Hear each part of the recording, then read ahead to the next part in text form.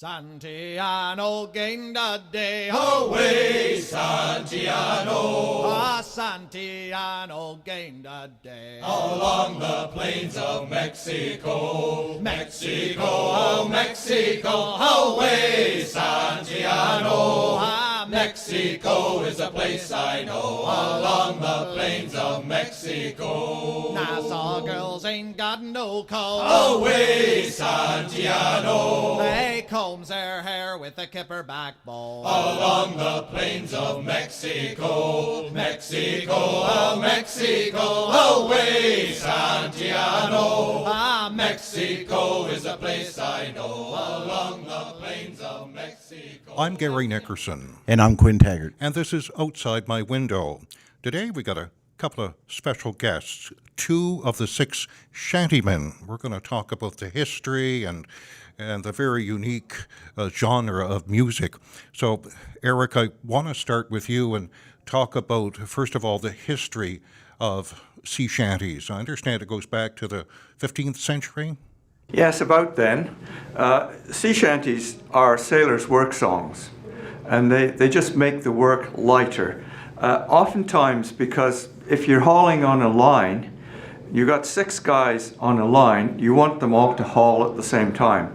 So they need a rhythm, and the rhythm comes from the shanties. So the very first shanty that we know about is called Haul the Bowline. And so a bowline was a line which was attached to the sides of a square sail, and you want to haul it around so the sail will catch the wind. So you're pulling it against the wind, so it's pull, pull, pull. And if you've got 6 different guys all pulling at different times, it's not going to work. So they would sing, haul the bowline for Kitty, she's my darling. Haul the bowline, haul! And everybody would haul on that, so they'd get a good pull. So that's essentially how sea shanties started. But then there are other kinds of shanties for the different kinds of work done aboard ship. David, when you're singing the sea shanties, do you think in your mind as you're singing, kind of back to the 1400s and what some of those mariners of old would be doing on board those sailing vessels?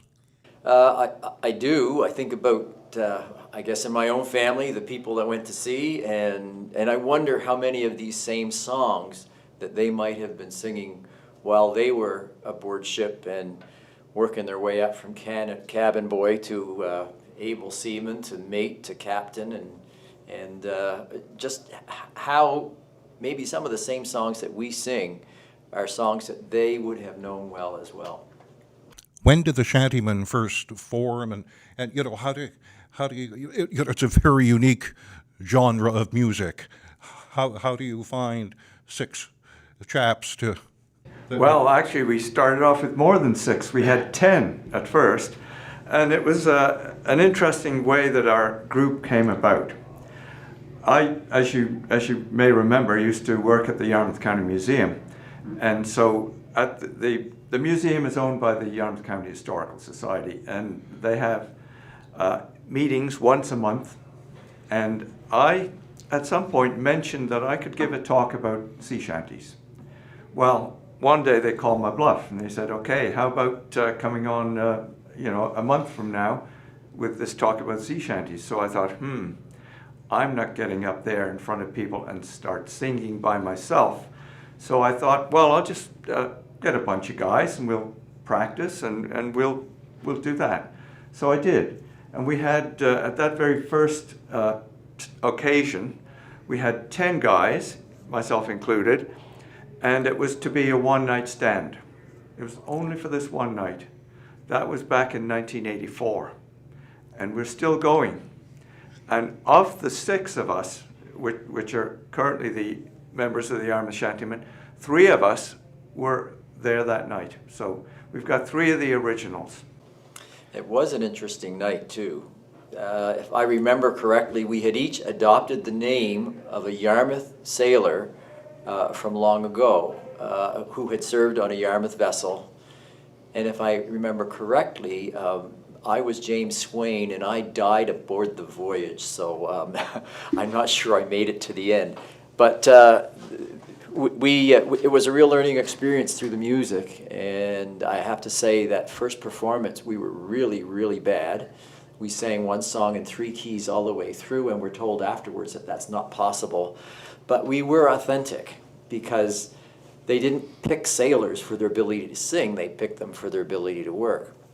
And so it was a little while after that, CBC heard about this performance, and they asked us if we would redo some of it so they could tape it. We did, they taped it. Then we got an invitation to the first Folk Harbor Festival in Lunenburg. We had fun practicing and fun singing, and so we've just stuck with it. So Eric, take a second and introduce the rest of the group who are not here, but introduce them anyway so that everybody knows who they are. Okay, well, we have David Sollows, Eric Ruff here, and the others are Gordon Rothwell, David Mahoney, Brad Fulton, and Jim Rideout. So Gordon Rothwell, I mean, he's the conductor for the band. I mean, he's got a musical background. So what about your backgrounds? Is it musical, seafaring? What sort of drew you to this genre of music? Well, I was a teacher and a principal for most of my working life. That was over 33 years. I've always had an interest in history.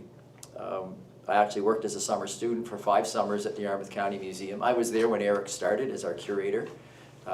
He was my boss. David also became the president of the Historical Society, so he was my boss. So he hung around for a while. He had a goal in mind. Yeah, we're still involved, and music does something for you. I think it's good for the brain. It's good for the soul, and these tunes they're very singable. They were intended for audience participation, for people to join in. Usually there's somebody who's leading a verse and there's a refrain that people can join in on, and that's where the crew of the vessel would say whatever it was that was part of that refrain. The other thing in a sea shanty you can do is you can say things about people, you can sing things about people that you could never say.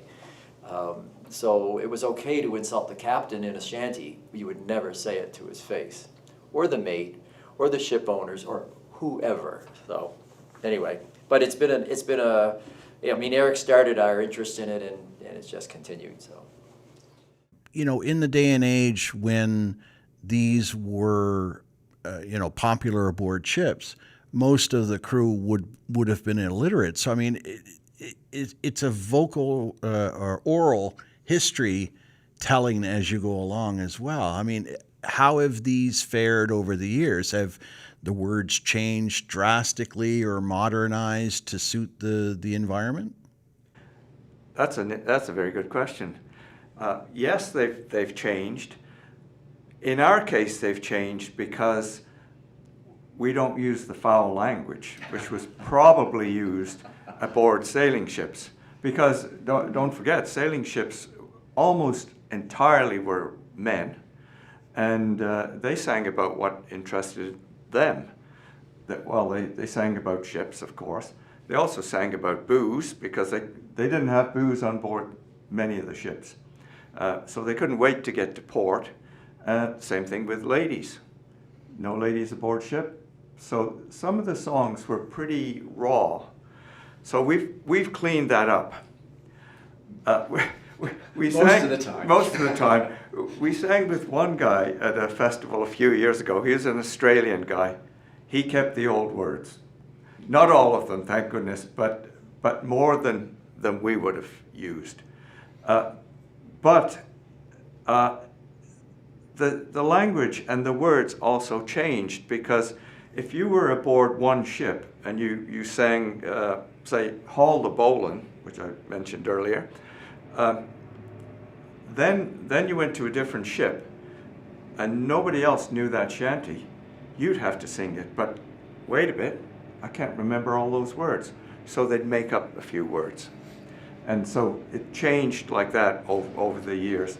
And there's various shanties. There's 3, 4 different versions depending on who wrote them down, because a lot of these are published in books now, but who collected them. So the words are different, and that continues today, because we will hear shanty from another group and we'll say, well, I don't like the way they do that, so we'll do it a little bit differently. And so the difference may be in a word, maybe in a bit of a tune, so they're still ongoing. It's an evolution. We make up our own verses sometimes to some of these. So. Timmy way, we'll pay Paddy Doyle for his boots. Timmy way,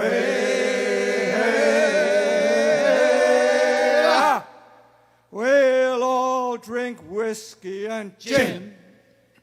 Timmy way, we'll all throw muck at the cook. Timmy way, we'll all shave under the chin. Bullshit. Timmy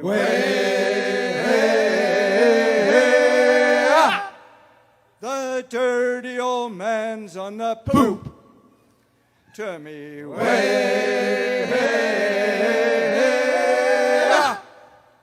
we'll all drink whiskey and rum.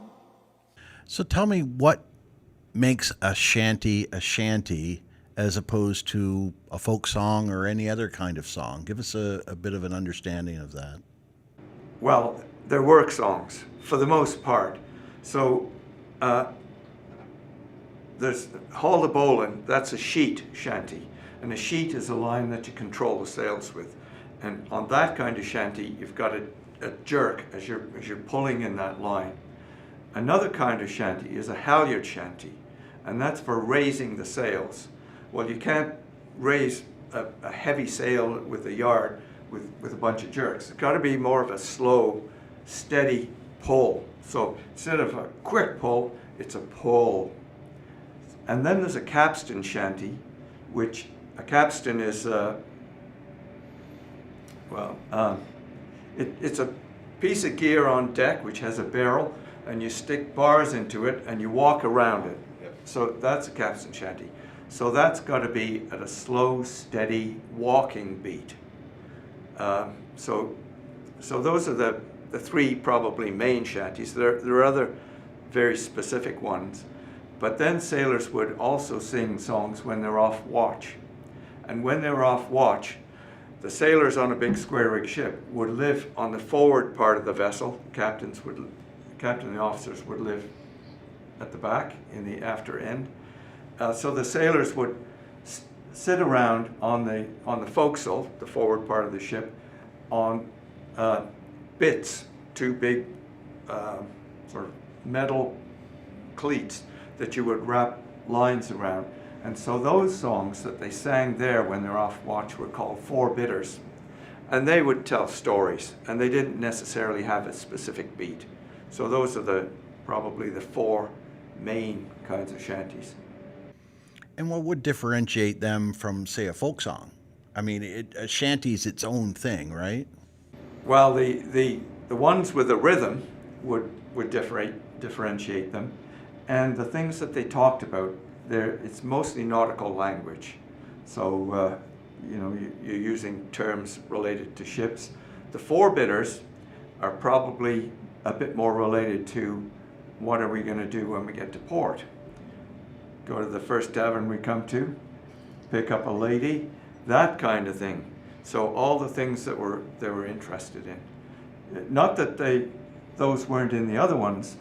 For example, one of the sheet shanties is Whiskey Johnny. Whiskey. Everybody likes whiskey. So, ho, whiskey is the life of man. Whiskey Johnny. Whiskey from an old tin can. Whiskey for me, Johnny. So you don't sing those in folk clubs. Well, you do now because Shanties became a thing. Shanties became a thing. Yeah. Yes. So are you guys on TikTok? Because that was the Not big yet. thing. That was the big thing where sea shanties kind of came out of left field. They did. Yes, and we do that one. Yeah, we do that. That's one that we are. Yeah. We have learned that one, and we're surprised we hadn't picked it up already. It's a great one. But yeah, a bit earlier, you wanted to know how we got interested in shanties. Well, that's my fault, because I was born in England. My dad was in the Royal Navy, and so I was always interested in ships because of my father. And then I joined the Navy, the Canadian Navy, after we'd moved to Canada, and so I had experience at sea. And I've always been interested in ships, and so the job at the Yarmouth County Museum, with our fabulous collection of ship paintings, a fabulous history in Yarmouth, that got me even more interested in sailing ships in particular. So it's my fault, and I try to explain the sea shanties to these guys. Sometimes they pay attention, but not always. Some of them are more interested in the music than the words. I don't understand that, but anyway, it all works out fine. David, sea shanties are such a fiber of our rich sailing history. I know most universities offer musicology courses, and I'm wondering, because of the importance of sea shanties, and you may not know, if they teach any of the history, at least, of the shanties. Well, it's interesting you say that. Helen Creighton, the folklorist from Nova Scotia, who is so well known for things like blue-nosed ghosts, and she documented folk songs from Nova Scotia and included many sea shanties in that. My first exposure to sea shanties happened when I was in school, and the teacher I had at the time, his father was one of the people who was on the voyage of the St. Roche, the RCMP vessel that was the first to make it through the Northwest Passage. And so one day he thought he was going to teach a grade 9 class about sea shanties. Well, I'm not sure how it went over with most of the people, but I do recall it stuck with me. And I remember seeing one in one of our readers in school where Canadian content was being recognized as something that we should be paying attention to. This was not necessarily about Canadian content, but it was something that would have been used on Canadian vessels, and it was Cape Cod girls don't have no combs. Heave away, Heave away, heave away, heave away. They comb their hair with the codfish bones. We are bound for Australia. Heave away, my bully boys. Heave away, Heave away, heave away, heave away. heave away. Why don't we make some noise? We are bound for Australia. And that was probably my first official exposure to sea shanties. With the revived interest, I'm pretty confident that there is, that they have made it into the musicology that is taught in universities. If you're doing a program or a study of folk music, it's got to be there. A few years ago when we performed at the Folk Harbor Festival, one of the people there had received a fellowship to document this kind of music around the world. And he had visited many countries, and it was really interesting to hear what he had to say about work songs and shanties. And it really brought home to me the fact that they have found their place in the more official repertoire of music that we pay attention to. I remember some years ago when my buddies would come back from different universities, we'd get together for a cold beverage, and of course they'd be singing Barrett's Privateers. Is that a sea shanty? Barrett's Privateers. Well, it gets sung a lot, but it's not a traditional sea shanty. It hasn't been around all that long. And apparently Stan Rogers had been to a number of concerts, and there were always sea shanties. And he thought, well, I don't know any sea shanties, perhaps I should write one. So he did. And actually, I met Stan a couple of times. The first time I was at a Canadian Museum Association conference in Fredericton, and he sang Baird's Privateers, and the words didn't quite make sense to me. The main truck carried off both my legs. So I went up to him, and he wasn't very well known in those days, so when he took a break, he just went to the bar and had a beer. So I went and chatted with him, and I said, "What do you mean the main truck carried off both my legs?" He said, "Oh, the main truck, that's a gun carriage." And I said, "Oh, I thought the main truck was the top of the mainmast, and the top of a mast is called a truck." So that was fine. And then he came to Yarmouth once and performed in Yarmouth, and I was fortunate enough to be invited to the after party with him. So I went up to Stan and said, "What do you mean the main truck carried off both my legs?" He said, "Oh, the main truck, that's the top of the mainmast." So it's a great song, an absolutely fabulous song. And I guess it's close enough to a shanty, but it's not a proper shanty. I've noticed recently in the last maybe year or so, particularly on Facebook and other online, a lot of younger people kind of singing, what they feel are sea shanties. Have you gentlemen found perhaps in the last couple of years that more young people are becoming, interested in that genre? Can I jump in here? Yeah. And then we're six older guys. We often get invited to sing on the Halifax waterfront for one of their Tuesday evening tune events at the Maritime Museum. And so we went to do that one summer, and just as we're preparing to get ready, a couple of very young gentlemen, bearded hair, leather jackets, came and sat right in front of the stage. Big grin on the face, and I'm thinking, this is different. We're not used to this.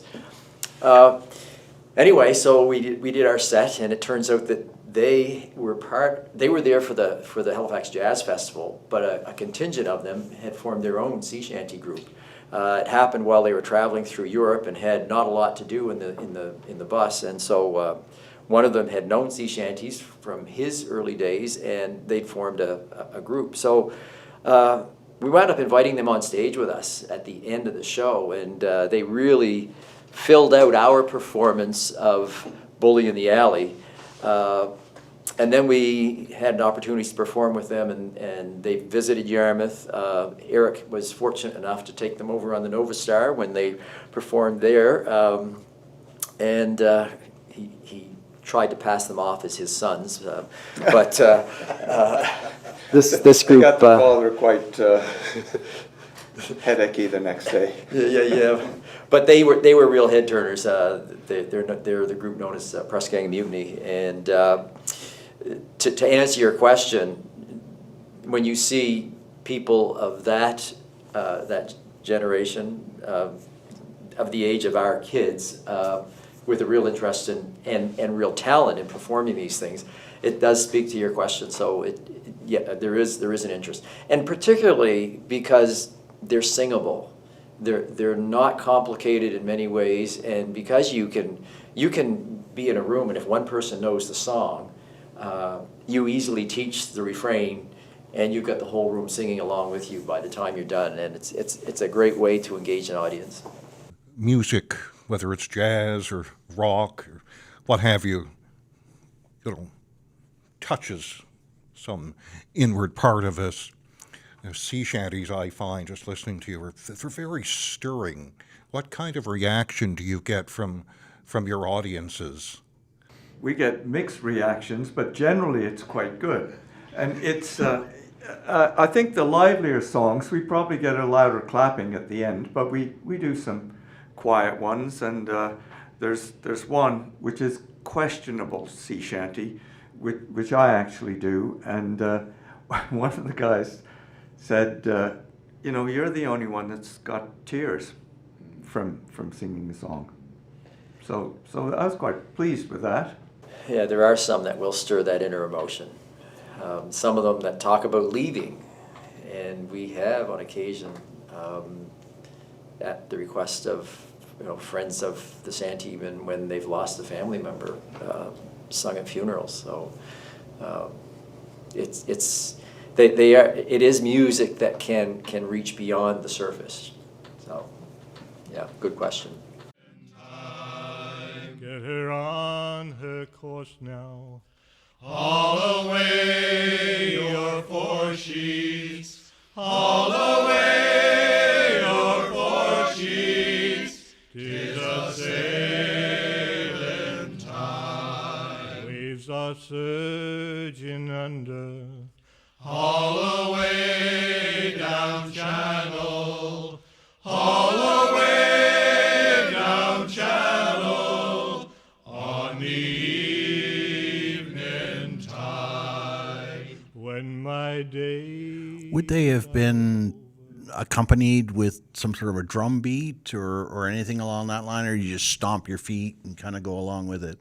Generally, they wouldn't be, because if you're hauling on a line, you can't say, well, just a minute, we get the fiddler up here. The fiddler's off watch, and the mate would have something to say about that. No, we need that sail up now. And so it's generally, it's unaccompanied. However, with a capstan shanty, that would be used when you're hauling in the anchor. Actually, what you're doing, it's very, very hard work, because the anchor, say you're anchored in 20 fathoms of water, the anchor doesn't go straight down. The anchor goes down, and then usually 5 or 6 times the depth of the water, the cable or the line is on the bottom. So what you have to do when you're hauling the anchor in, you're actually pulling the ship up to the anchor so that the anchor's straight up and down, and then you have to put a major force to break it out of the rock or mud or whatever. So it's a lot of work. So in some cases, in that instance, they may have had a fiddler to do that. Now, fiddlers or even on an old Royal Navy ship, they had huge crews, and they would have had a Royal Marine band. They would have Marines on board, and there'd be a drummer or a fifer, and in instances like that, they would have had some musical accompaniment, but not on general merchant ships. You might occasionally get someone who had a concertina that, when they're off watch, might be doing a four-bitter, and they might pull it out for that, but not usually while they were on duty. Well, if they were off watch, then they're not pulling the line, so they can afford to sit there and go, yeah, go guys, go.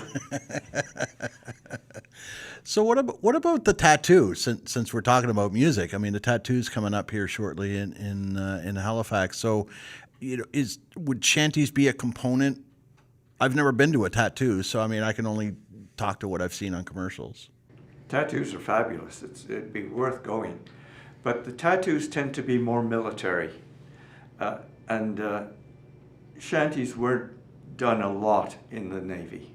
Maybe for hauling in the anchor, capstan shanty, but generally they weren't, because they had enough crews that they didn't need that extra pull. Because when you're doing a sheet shanty or a halyard shanty, a good shantyman would make up for one extra guy on the line, just because you're all working together. In the Royal Navy, say in Nelson's time, Nelson's flagship would have had about 600 men on board. So there's plenty of guys to haul those yards up and do all the work with just sheer manpower. So it's not a military tradition.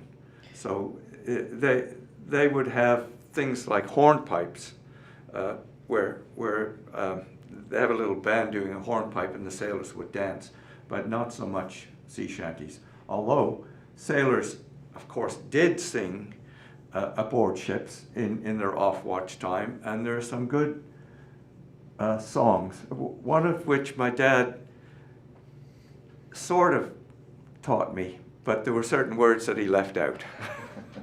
I was wondering if they would be family friendly. No, they weren't, but When I left home, I made sure that I found out what those words were. Yes. I think wasn't there a restriction on when they could sing on the Queen's good ships? There were some shanties that maybe very few that were actually allowed, if I was remembering correctly. I think Drunken Sailor was permitted and not much else if it was a work song. Yeah, everybody knows Drunken Sailor. That's one of the songs that you learn as a kid in school. That and Barrett's Privateers. I think that would be the only two that somebody could probably rattle off the top of their head, and then all of the other ones would be, oh yeah, I think I've heard that before once they hear it, but probably can't say it. So you guys are busy. I mean, you've always been, pandemic, that kind of pulled the rope out of everybody's sail, but you guys have a busy summer coming up. Why don't you tell us a little bit about what you got going on the go? We have Seafest coming up, so we'll be performing there. And then we do have one coming up in New Brunswick, the Fundy Shanty Festival. Eric probably knows more about the scheduling of that. And there's one in Shelburne. We have a gig in Shelburne. One in Annapolis at some point. I'm not even sure what the date is on that one.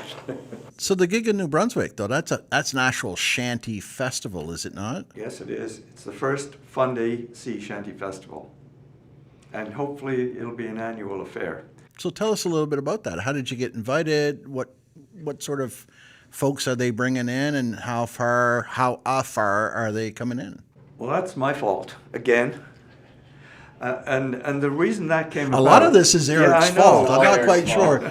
He is the captain, right? I have a good friend in New Brunswick who used to work in the New Brunswick Museum. And he happened to be friends with a guy who sings sea shanties over in St. John. And he thought we should get together. And we did. And so what we did, we invited his sea shanty group over to sing here in Yarmouth, and then they invited us over there. And they're called Before the Mast. And it's the guy in charge of that group who is organizing the festival, Gary Keynes. And he's doing a fabulous job on this festival. And so his group, Before the Mast, are there. Press Gang Mutiny, who we've talked about, from Toronto, they're going to be there. We're going to be there, and several other groups. It's a 3-day festival, Friday night, Saturday all day, and Sunday afternoon. Well, Sunday all day as well. And there's more than just singing. They've got things organized for the kids. They're going to bring out a mermaid, and they're going to have how to talk like a pirate, how to dress like a pirate, things like that for the kids. David and I are doing a session on what you always wanted to know about sea shanties. But we're afraid to ask. Yes, yes. How to get hooked.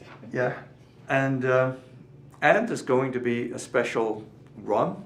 Someone's come up with a rum, and a special beer from one of the sponsors.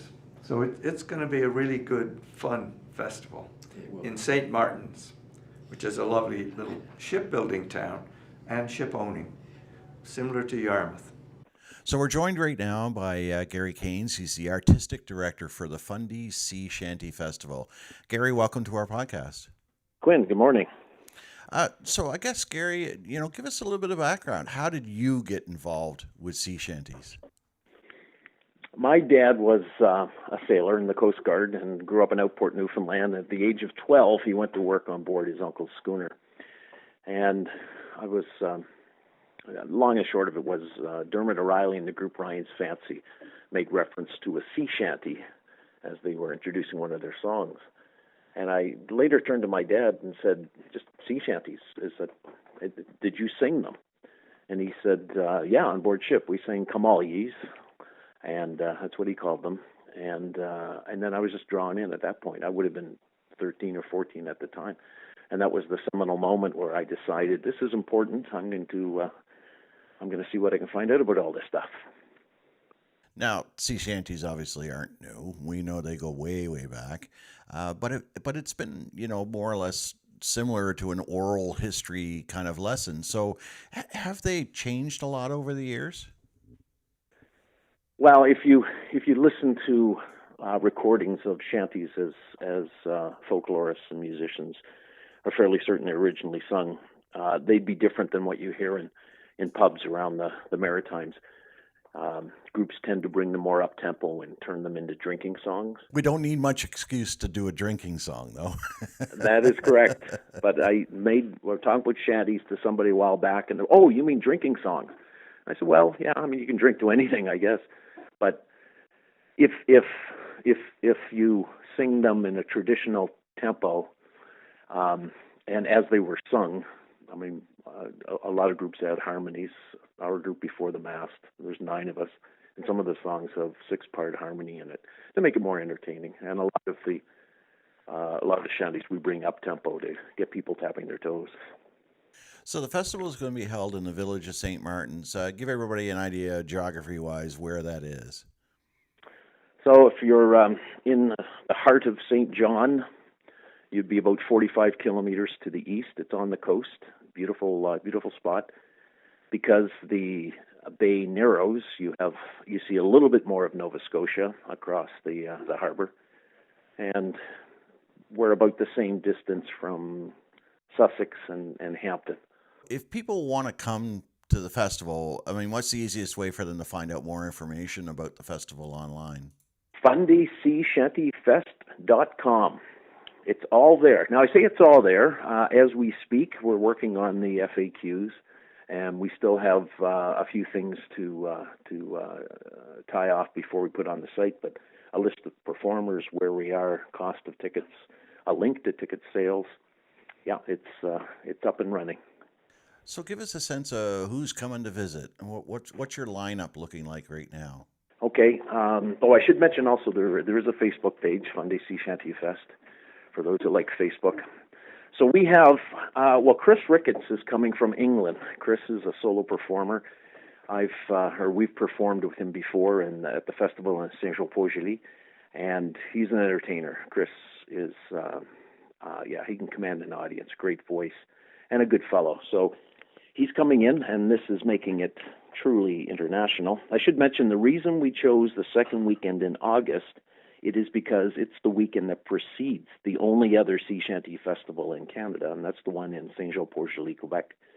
So the plan is that we'd be able to, each festival be able to piggyback on performers, or have the performers piggyback on us, where we can bring them over and share the expenses. So Chris is coming from England. We have Press Gang Mutiny coming from Toronto. Brise Glace Champ de Marin from Montreal. We've performed and sang with them as well at the same festival. We have your Yarmouth Shantymen. I'm sorry, I should have started with them. That's okay. Oh my goodness, I wasn't thinking. Another Nova Scotia, original Newfoundlander, but Nova Scotian, Jimmy Flynn.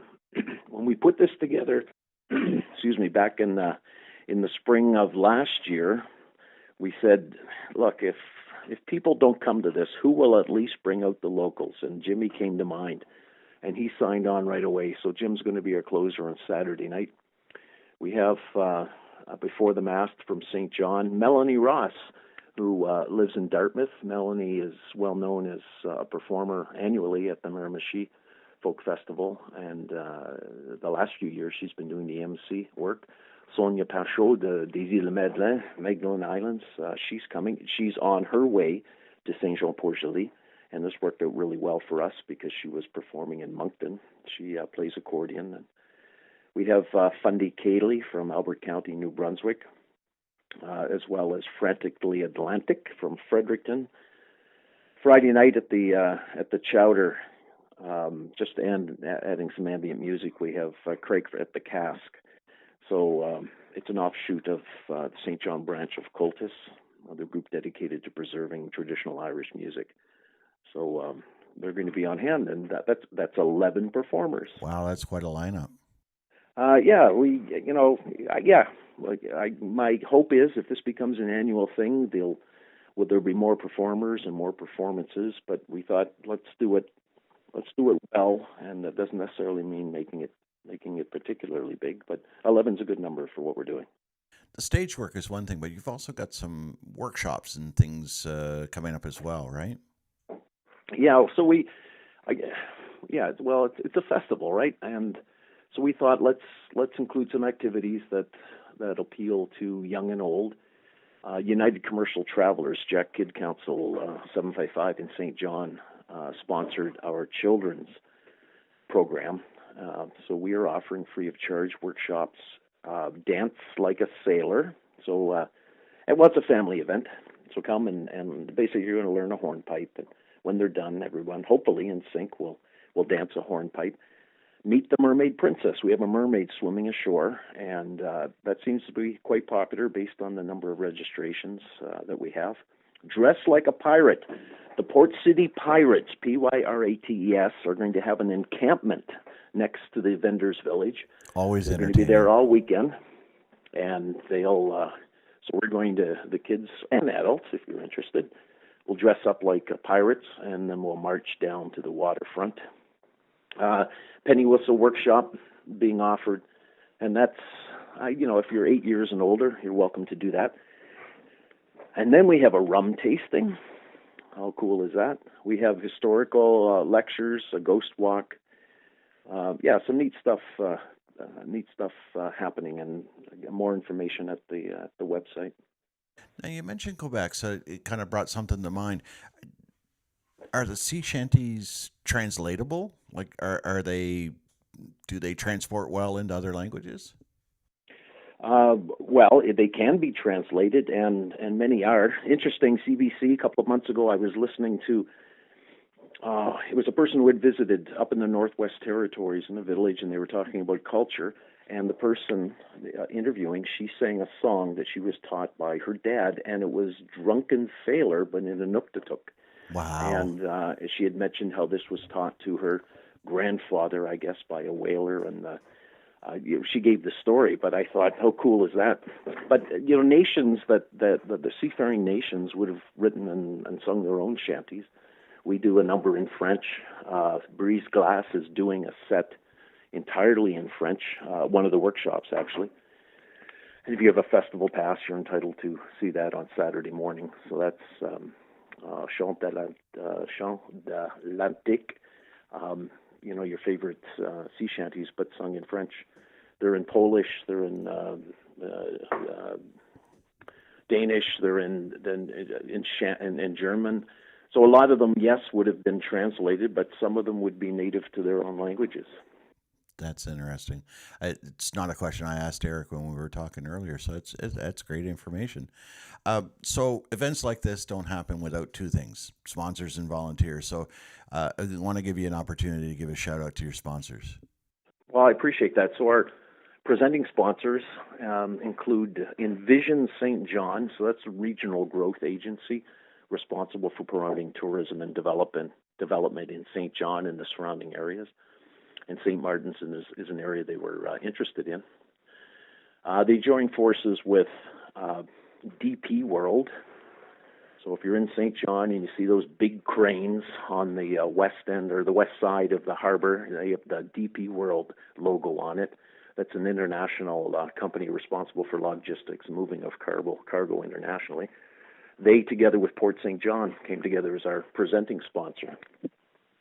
Of course, the province is a funding sponsor. They came through Department of Heritage and Tourism in a big way, and we're thankful for that. We weren't sure we were going to make this happen, but when Envision, Port St. John, and DP World came together and said, we want to support you, then we knew that we could make this happen. Another prime sponsor is ANBL, Alcohol New Brunswick Liquor. They're providing money for our to provide transportation. We'll be running a trolley continuously throughout the village during the festival, and that's being funded by ANBL. So if you're staying at one of the campgrounds or accommodated in an Airbnb, just take the trolley, go and enjoy the festival. And then we have others.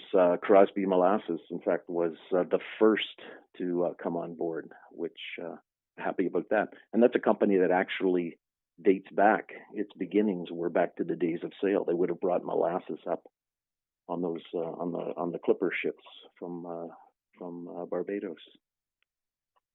And a prime ingredient for rum.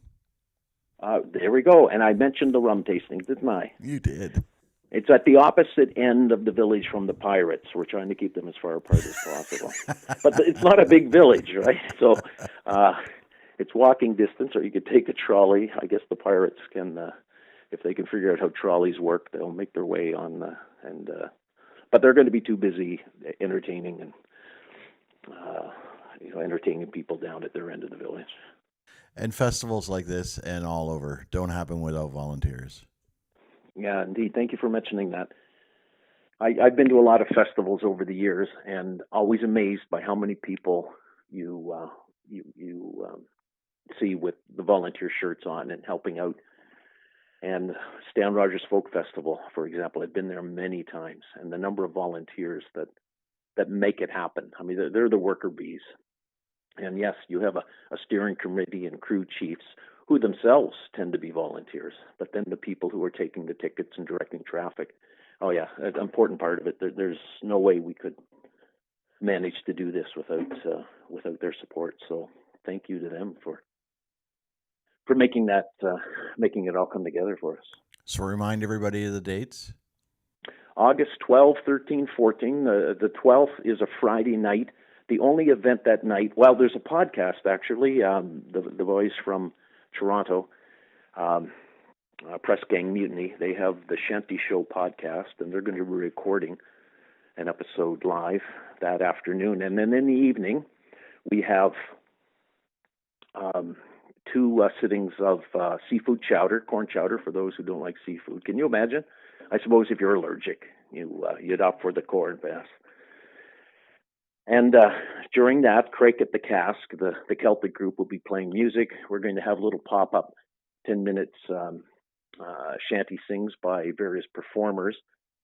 We're going to be introducing our festival beer. We had a proprietary beer being made. We have a proprietary beer being made called Scurvy Cure. It's a work in progress.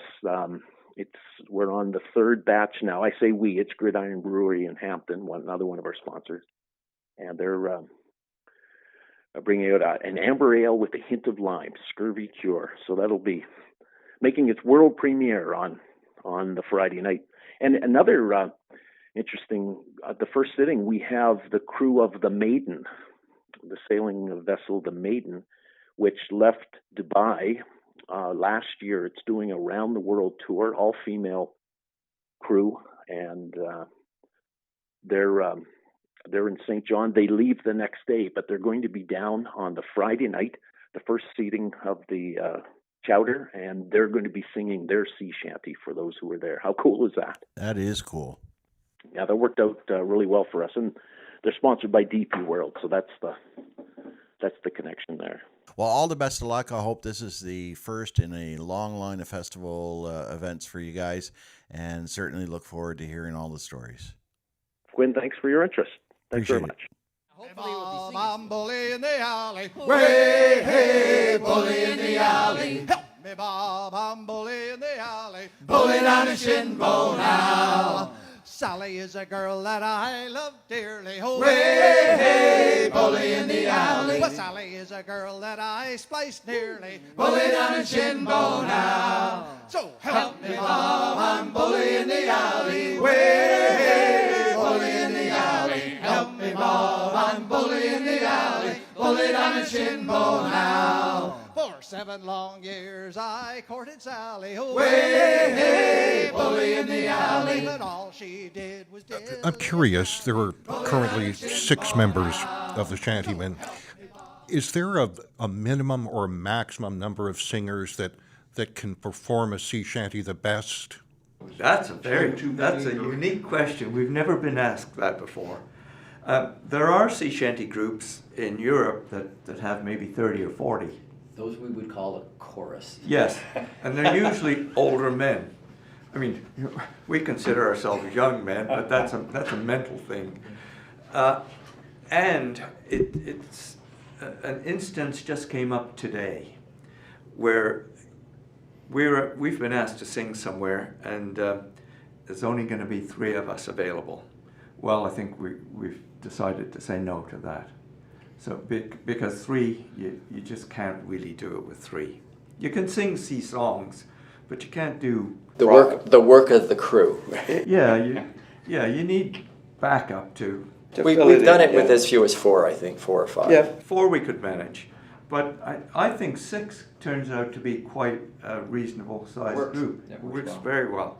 I mean, when you think barbershop, it's a quartet, right? You got 4, and they're very musically stacked with their voices and so on. But as you mentioned, the sailors were hired not for their singing capabilities, but their work capabilities. So, you're certainly going to have guys that are going to be off key or tone deaf totally. Going to a festival, is there competitions? And I'll just come back from the festival thing for a second. But are there shanty competitions?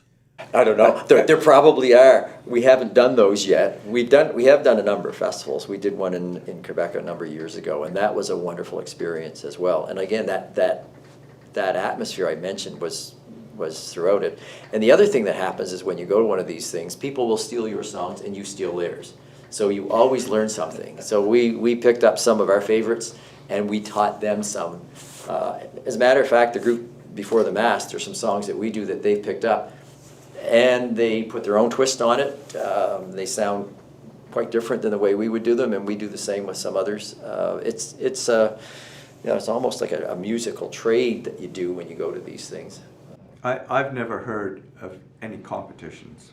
I want to thank you both, David Sollows and Eric Ruff, 2 members of the 6-person Shantymen. Thanks so much. Pleasure to be here. You're very, very welcome. And can I impose upon you to sing us out? Oh, the times were hard and the wages low. Amelia, where you bound to? The Rocky Mountains will be my new home. Across the western ocean, a land of fortune there will be. Amelia, where you bound to? I'm bound away across the sea. Across the western ocean. So wives and sweethearts, don't you cry. Amelia, where you bound to? It's time for us to say goodbye. Across the western ocean. I'm Gary Nickerson. And I'm Quinn Taggart. And this has been Outside My Window. Santiano gained a day. Away, Santiano, Ah, Santiano gained a day. along the plains of Mexico.